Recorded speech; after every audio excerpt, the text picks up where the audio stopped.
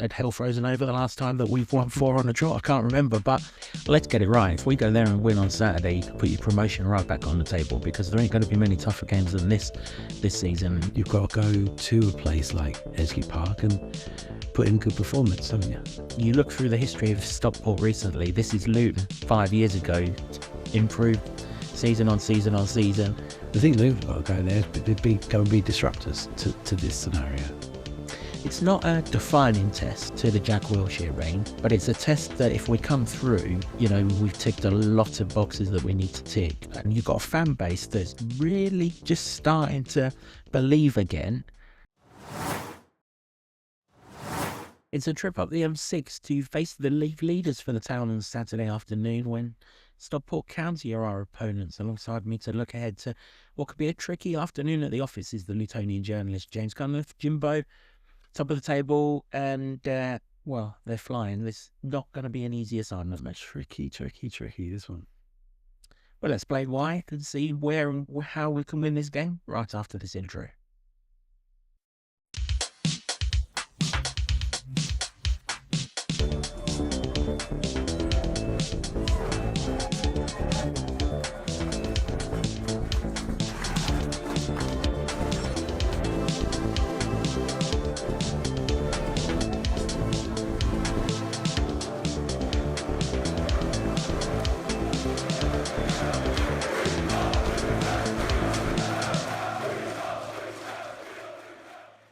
Hello again, everyone. Welcome along to another episode of the Luton Town Sports Trust podcast, the award-winning, longest-running Luton Town podcast. Have its good bronze in the Best Football League podcast category in the Football Content Awards. Once again, the show is in association with Solid, providing opportunities, provisions and assistance so our academy can fulfil their potential. As I mentioned prior to the intro, we are looking ahead to Stockport County versus Luton Town Hatters versus Hatters. Hatters derby, Jimbo? Yeah, I'll have that then. Yeah, it's legit, and it's not the reflow derby. You're quite right, yeah. Hatters derby, Saturday 3 p.m, Edgeley Park. If you haven't got a ticket to the away end or can't make it to the away end, there's no UK TV coverage of this one. You have to find other ways and means of following the game. I will, of course, do an instant reaction afterwards. We said it before the intro, Jimbo. This one is... There are always a few tough games this season that, even if the town were absolutely flying, was going to be tough. And given that they failed in the playoffs last season, finished third, so let's say they were the best team in the league that didn't buy the league, this was always going to be one of those tough games. The fact that we're not flying only makes it slightly tougher. A little bit more flying than we were, let's say. Those 3 wins on the bounce is nothing to be sniffed at, but yeah, you're right, it's going to be very tough. They've not conceded a goal in their last 3 league matches, flying high, seem to be able to score goals at will, or at least they haven't been that high scoring in the last month or so, but they've won them by 1 or so. And they're top of the league. They're top of the league for a very good reason.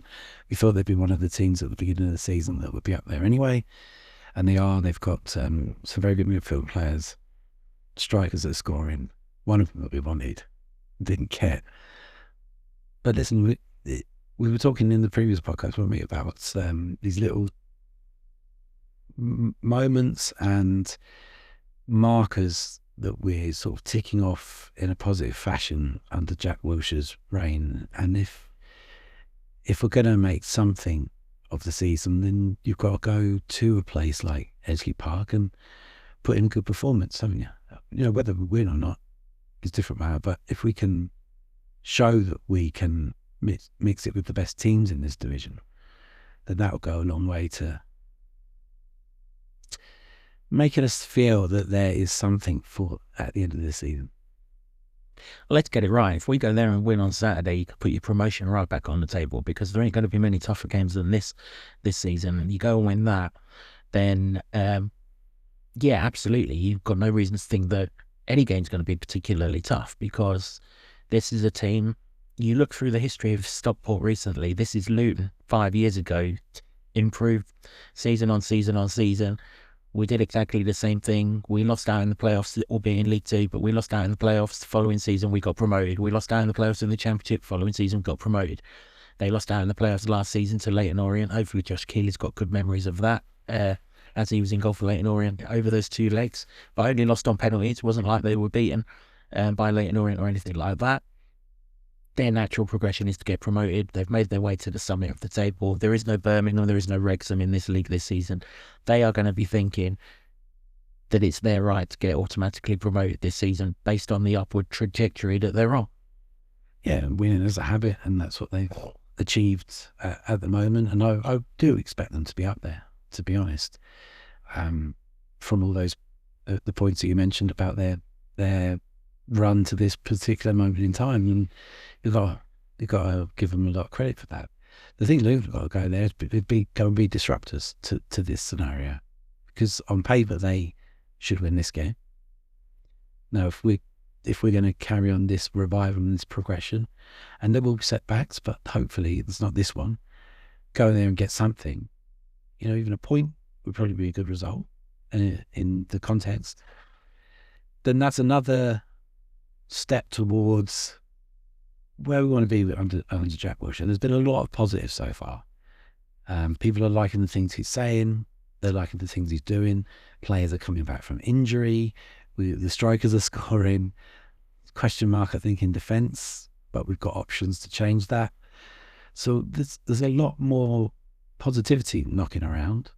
And I take it that if you got the ump about Forest Green scoring 3 goals after 3.5, I think most people were, but this will be won it in the end. So that's another thing that you can go and win these games when you're facing adversity, because we're under the pump with that. So I think you've got to go there with some cautious optimism, but I would say cautious optimism because they are very good team. Yeah, no, they are. Good recent record. Well, I say good recent record against them. We haven't played them since 2013, so it's not recent at all, is it? But the last 3 meetings, albeit in the conference days or Blue Square Premier or whatever it was called back then, were all 1-0 wins for Luton. Some unique goal scorers. Steve McNulty scored the winner in one of them, Aaron O'Connor in another one. Jake House scored the winner there the last time we went there in John Steele's first official game in charge. He sat and watched the Braintree game, didn't he? And it was his first official game in charge. He missed a penalty and then scored later in the game. Jake House. It's weird how we seem to play them early on in managerial reigns, isn't it?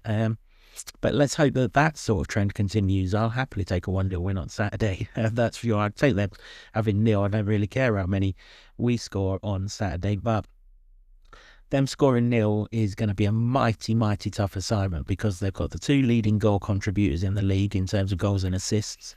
Carl Wotton's got the most with 9. Ollie Norwood's got second most with 8. Let's focus on the latter first because we've come up against him recently in his Sheffield United days. A good midfielder who can pass the ball. You give this guy time on the ball, it's not going to win pretty. So someone's got to get right up his you-know-what. And don't give silly set pieces away because this guy has got a masterful set piece. Maybe not quite as good as the Tranmere goalkeeper made it look on the Saturday when he threw one in for him. But even so, he's created the most big chances in the league, Norwood. He's created the most chances in the league. He is someone that the less impact he has on this game of football, the better it is for our chances of winning it. So someone needs to do a man marking job on him, or we need to limit the impact he can have by not giving silly set pieces away. I mentioned it in the last podcast. Don't give silly set pieces away. Don't give him the chance to stick the ball in the box because there's no shortage of tall players for him to aim at. He's a championship player, as far as I know. I'm very surprised that he's out of Stockport. To be honest, I'm going to appreciate that they may well be in championship next season, but he's always impressed and looks a quality, tidy footballer, but with a little bit of vision as well. When he played for the Blades, it was very good. So yeah, you're right. I think that he's got to be well marshalled. I think that we've got a shot at doing that in this formation that we've had in the 2 previous games. Not the Forest Green. No, sorry, the Forest Green game. Not the trophy game is what I'm referring to.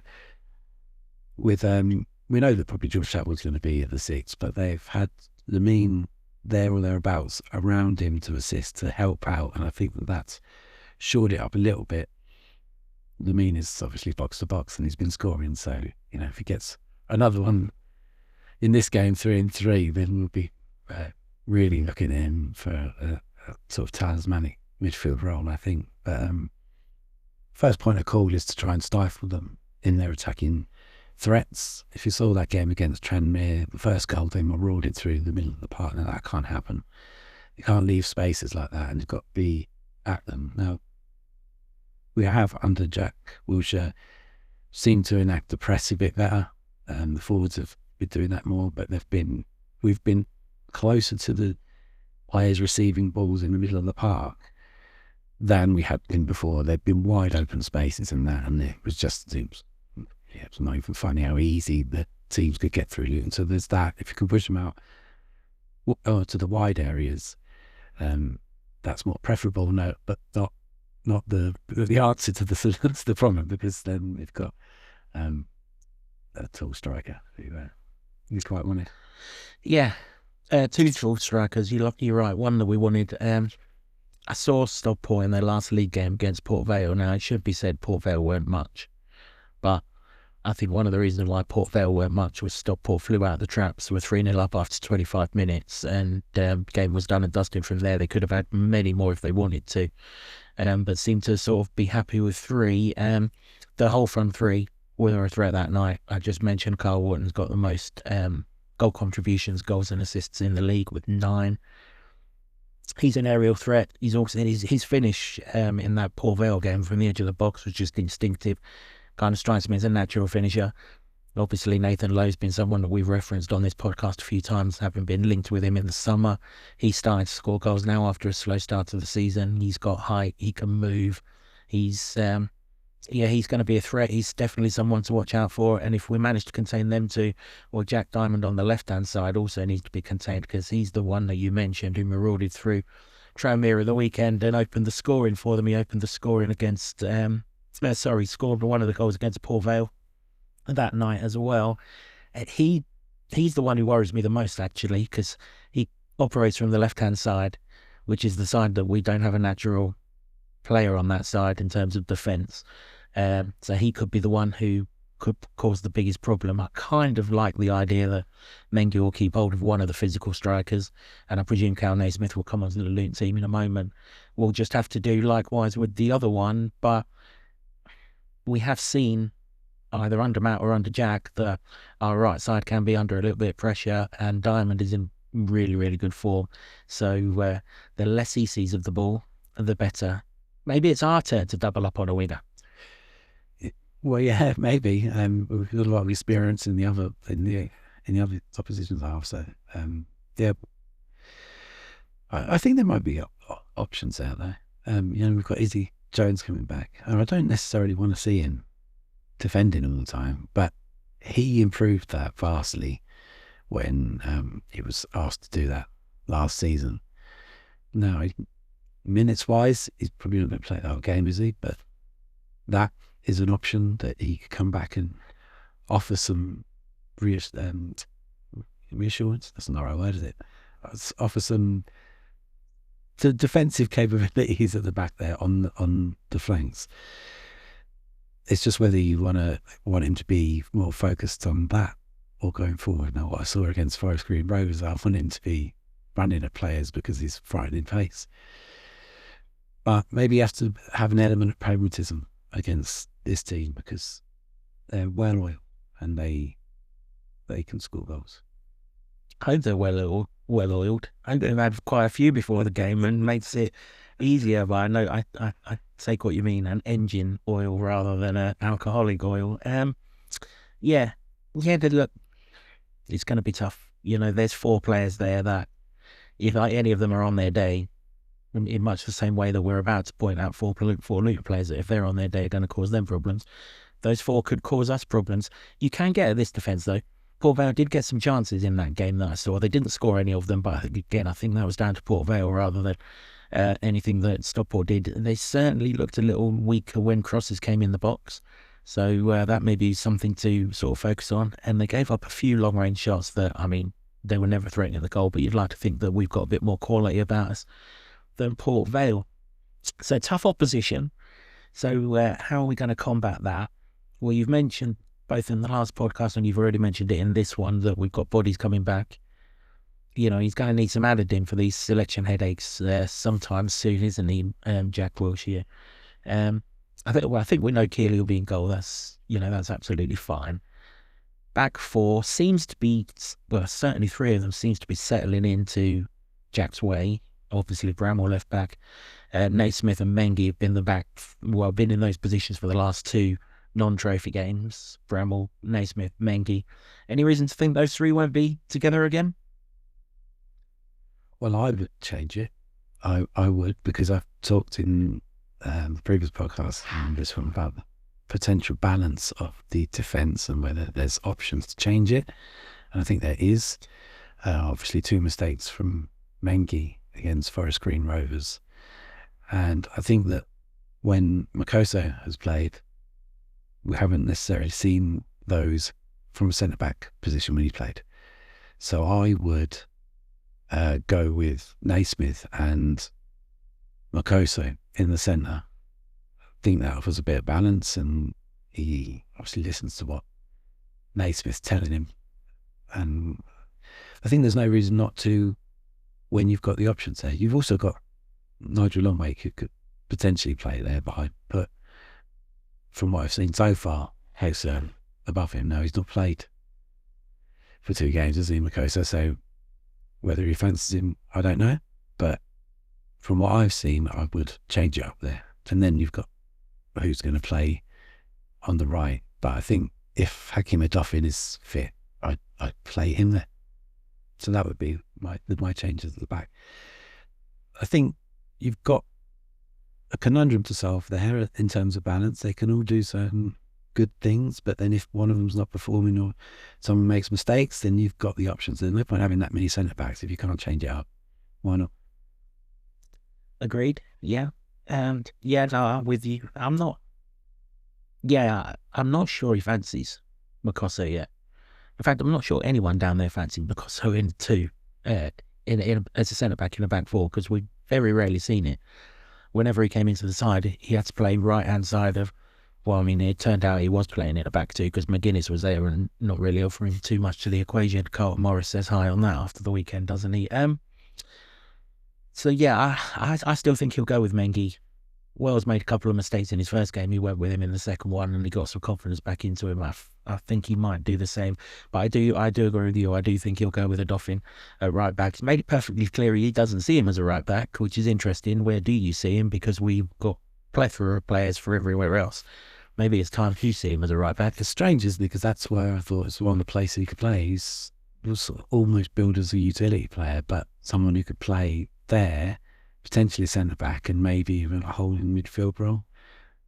I think of the 3 options there, then right back's going to be, there's more availability there for playing right back, isn't there? And he's equipped himself very well in the short amount of times he's had minutes so far this season. If your introduction to a club and to a team is to throw your body in the way of a dead cert goal and maintain 3 points, then he's had a great start. Yeah, absolutely. And if you want to be a starter in this side, make yourself a right back, because if you can play right back, you're in, basically, aren't you? So yeah, absolutely. Yeah. Also, as well, if we're going to play the formation that we have been playing, we don't need him to do anything other than be a right back and defend, do we? We don't need this wing back situation, which we had and gone away from now, hopefully, and we don't see that until such time as we can ever play it with proper wing backs. Let's hope not. But we don't need that. We don't need him to be up and down the wing so much. It's great if he can double up and overlap with a winger, but then that's more of a partnership rather than everything being about that wing back, isn't it? So if he's a defender, if he's more defensively minded, then he can do that. More than capable. Yeah, you're not worried about him overlapping away to the league leaders, are you? You're worried about him stopping his opposing winger, and if he's the one who can keep Diamond in check, then happy days. Yeah, Savills the 6th, right? Yeah, I think so. There's no reason to change him and Lamine at the moment. They're both doing a decent job, and Lamine is showing another side to him, which we thought was there. You certainly mentioned it many a time, and you'd be able to dig out that clip if he does turn into the low league Frank Lampard, as Jack Wilshere joked the other day. It's just me and Jack, we're best mates. I pointed this out to him in the training session I took prior to the Northampton game. I jest. There will be another central midfielder though. We're not sure on Clark's availability. Certainly no vibes that he's going to be back for this game, unfortunately, which would then offer up Liam Walsh. Straight in for me. Yeah, I thought that in the 60-minute period where we were so comfortable and dominant against Forest Green Rovers, he was pulling all the strings from the back in sort of that quarterback role that we've seen him do so well before. And straight for me if he could do that. Yeah, no problem whatsoever. So a couple of meaty tackles in that game, the kind of meaty tackles that 12 months ago he was dishing out equally meatier tackles and getting himself sent off. So maybe he's learned his lesson from that regard. He doesn't have to do that anymore, does he? He's got George Savile. Well, there is that. And maybe he's looked around and thought, Christ, got a few midfielders in now. All of a sudden I might need to stay in this team because once I come out of it, I'm not getting back in it. Which would absolutely be right. That's for sure. So then we come to the front three. And this is where he's got some right old options, hasn't he? Shaden Morris, we're led to believe, out. I think when Jack first quoted him was about a fortnight ago. He said a month, didn't he? And I think maybe it was just over a fortnight ago because he was 10 days into that already, wasn't he? So we think he's about another week or so away. I would imagine if the Rotherham game's cancelled, which, based on the fact that the first two were, you'd think that the Rotherham game's going to be cancelled, then Morris will be looking at the Barnsley game after that rather than this game.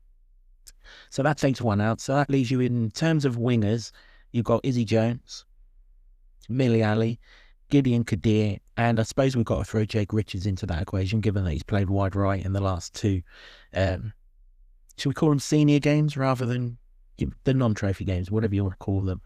So you've got four options there for the two spots. I don't think we're going to include Ali Al-Hamadi in that wide position. I'm sure that was just a fill a hole for a half an hour job on Friday night.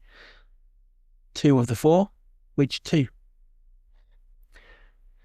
Izzy Jones and Gideon Kadir, because either of them can play on either side and they can swap if it's not going well, or just swap anyway to bamboozle some defenders. I like that mix. Fair enough. So no Richards for you? Yeah, I really like Richards, but I think we're going to need some pace to counter them. I would imagine they'd be reasonably dominant at home as well, so I think that would be the option for me. And what I do like about Richards is play on the half turn. He can look forward and he can play a pass, and he was involved in some of the goals against Forest Green Rovers. But we've also got that if we are going to play Liam Walsh, and since we're putting him in because Clark's not available, then I think that probably is the nicer balance there. It's a shame because I like what he's been doing and I'm glad that he's getting more opportunity. But then again, we were talking in the previous podcast, if you go all out for an hour and then you need to change it up, then he's an ideal man to come on. Yeah, you could of course have Richards in the centre instead of Walsh, but I don't think away to the league leaders that's necessarily going to happen. We're in that situation again, aren't we, where I would imagine Jack will go with experience rather than youth when there's a decision to be made. That leaves striker. I suppose now we can say there's three options up front, although I think Al-Hamadi's involvement will be off the bench, if indeed there is an involvement there, because obviously two of the bench from Friday night have got to be culled because 9 into 7 subs. Well, they both scored a brace. Wells or Yates? I think it's looking like it will be Wells at the moment. He seems to favour him. He's talked about him as a leader and he likes his movement off the ball. We did talk about that in the previous podcast. It was very good. And for the the two chances he had in the first half that probably should have scored. He's got among the goals. He seems to have recovered from that Mansfield outing and found some confidence. Doesn't matter how they go in, is it? That's the cliche saying about the striker and tap two in. So I think that he'll probably start. But if it was to be Yates, then he's been amongst the assists as well as the goals. He's also the top goal scorer. It's a very nice conundrum to have, isn't it? And will be interesting to sort of debate and look ahead to further down the line when obviously Jack's had a transfer window as to how we're going to manage the strikers, because we've got enough to play what we thought would be a two up front, or maybe 2 across the 3. I don't know how quite that would work, but we've got enough to play that. But so far it seems to be the wingers with a central striker, and that seems to be Wells at the moment. So I would imagine that was probably what he would be. Yeah, I would agree. He just scored a brace. He's got an assist as well, hasn't he? So, it seemed very counterproductive unless he's injured to leave Nicky Wells out. Of course, no international football for Nicky Wells the following week. I think he announced his retirement from international duty after the last break. Did I see that? Oh, if he told me, I didn't know. Yeah, has he done? I think he was going to not play as many games. Is that right? I don't know. We have to check that one out. We will. We'll have to find that out. But, if there isn't, then again, no reason for him not to give everything on Saturday. Who are the key men here? The 2 wingers are the key men, right? You're not top of the table in any division if your back 4 are camped on the edge of your box.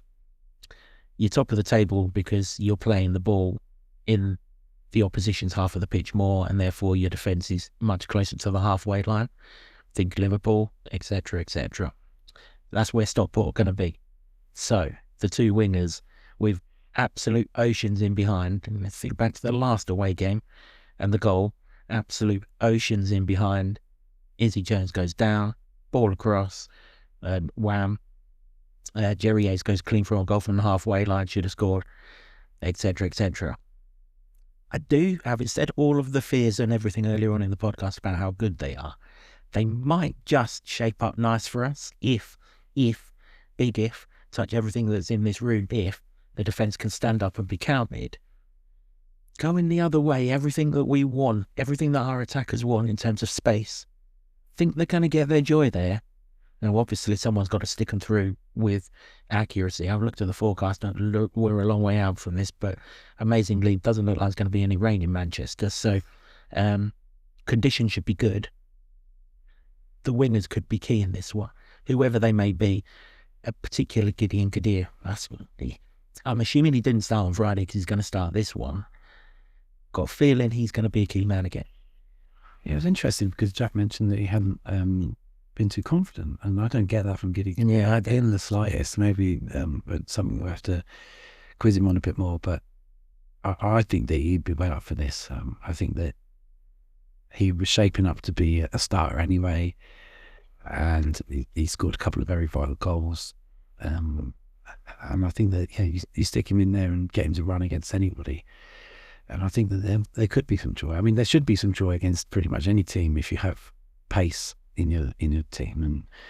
And Izzy Jones certainly has that.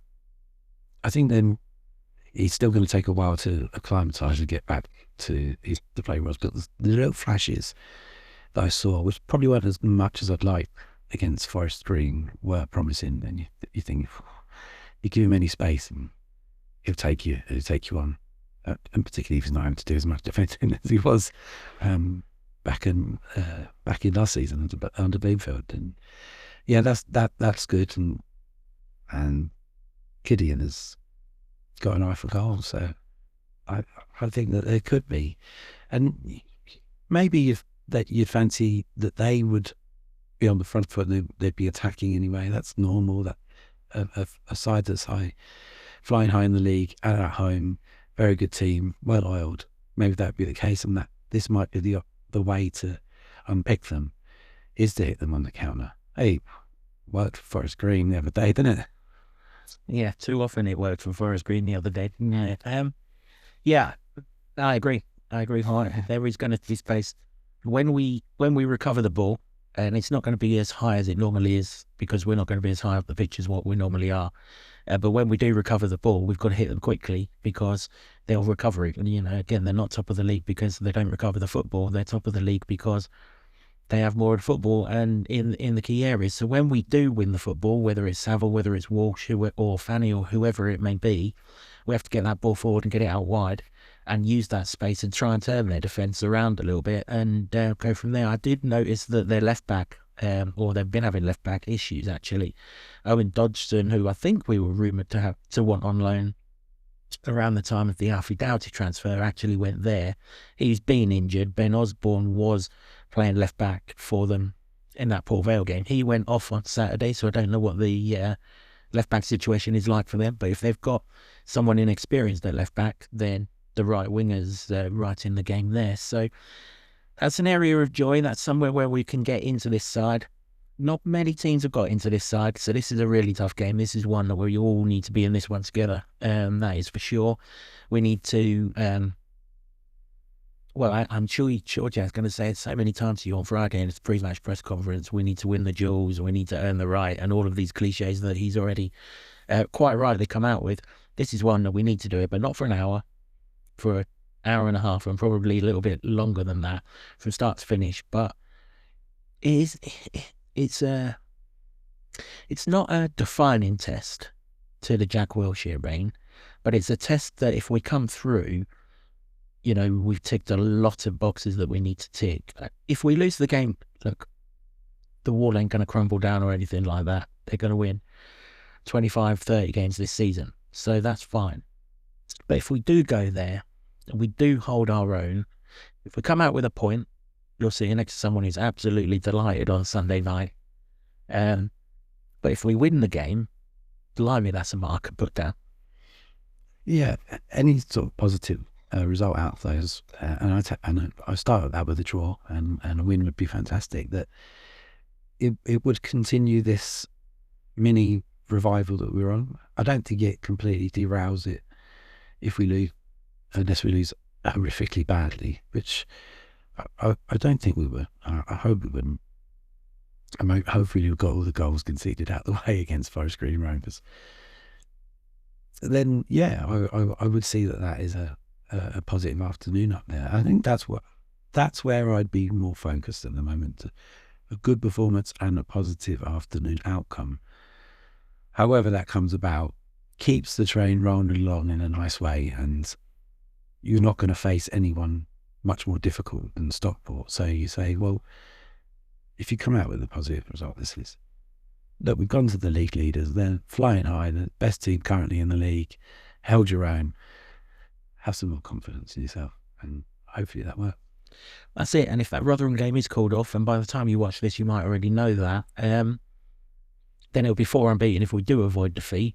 4 unbeaten in across all sorts of competitions, but unbeaten is unbeaten. We haven't been 4 unbeaten for a heck of a long time.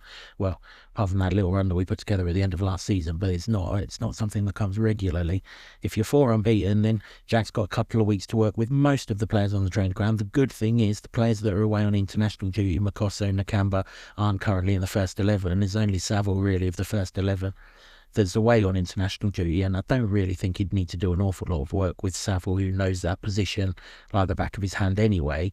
So Jack would get 2 weeks on the training ground. He might give them a little bit of a rest because they've had a couple of midweek games recently and things like that. But the bulk of 2 weeks to go into that Barnsley away game, which again is another tough away game, to really put his culture, his style, and everything that he wants, even more of an imprint onto that side.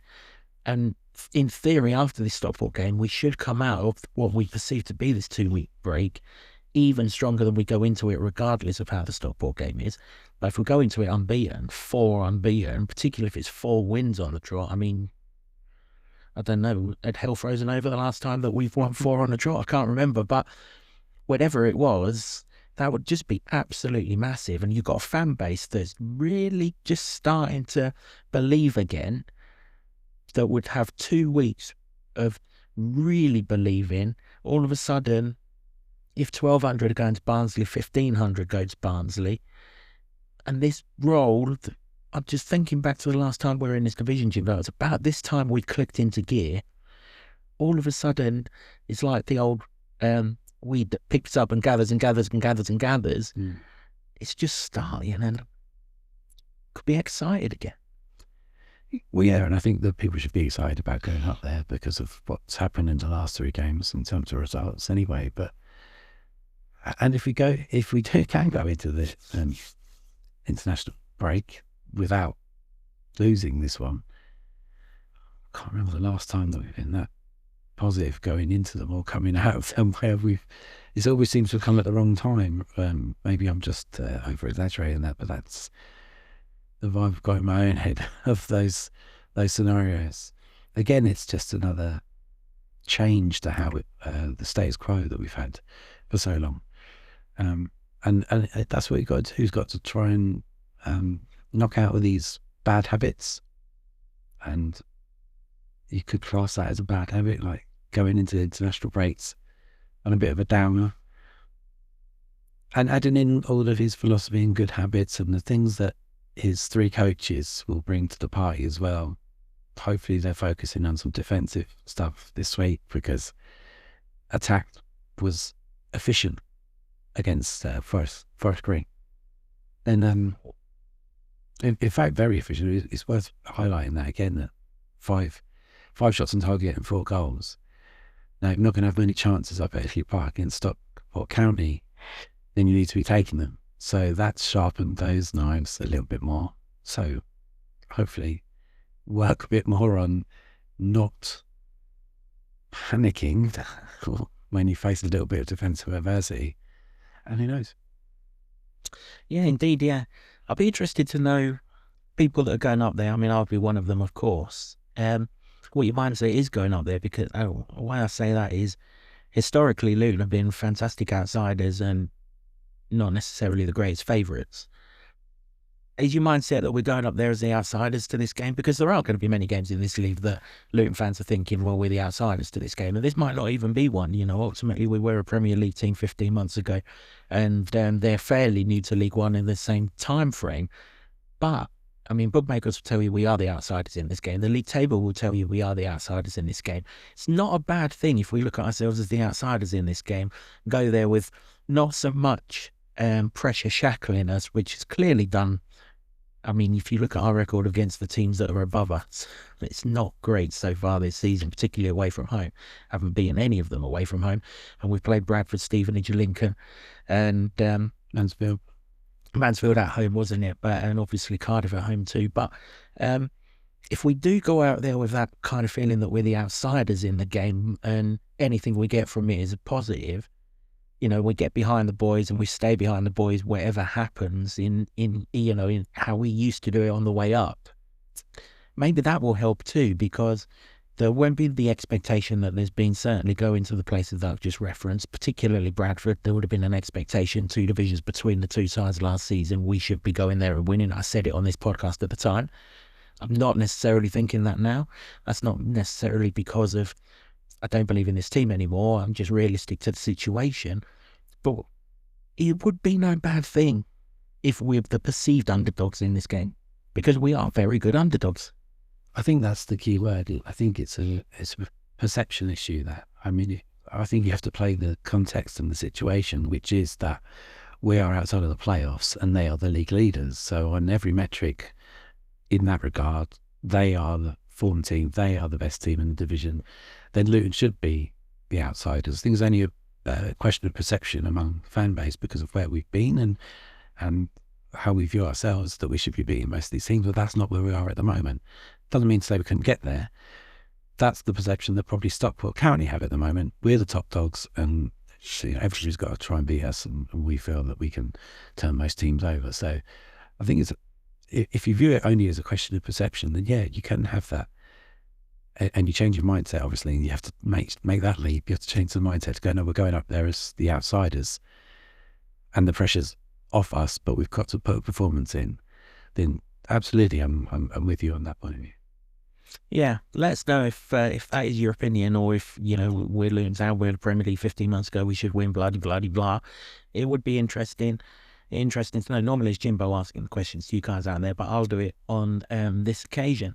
That's pretty much it for this episode then, Jimbo. All that's left is score predictions. We are failing miserably in score predictions so far this season. I think it's still 3-1 to me. How does this one end?